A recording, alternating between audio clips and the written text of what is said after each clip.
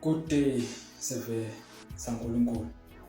Kunento lekumele ukuthi sinayo sisaphila la emhlabeni. Ngalinye ilanga umfati waseShunemu ufelwa indodana yakhe. Uyasuka uyahamba uya ku-Elisha. Nangase sekucala uyambona Elisha. Asuke Elisha athumele Gehazi ukuthi akawubuta lo mfati ukuthi impilweni yakho kuhamba njani. Nembala nakafika Gehazi uyambuta lo mfati. Impendulo yalo mfati ithi konke kuhamba kahle.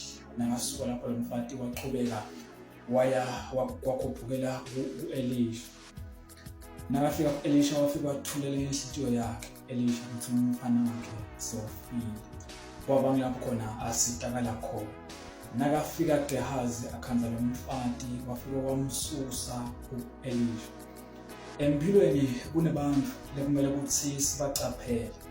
Akusibo bonke abantu lekumele ukuthi sithule inhliziyo yethu.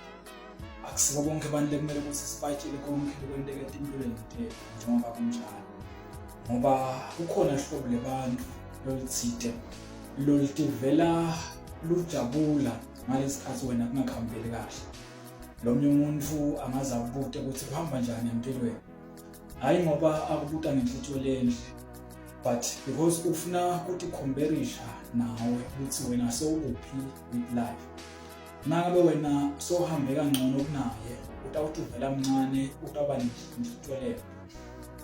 Kanti ngalesikhathi wena utholakala ukuthi solo kuyakubhedzela empilweni. Utawutivela better than you, utawutivela angcono empilweni because wena akuhambeli kahle.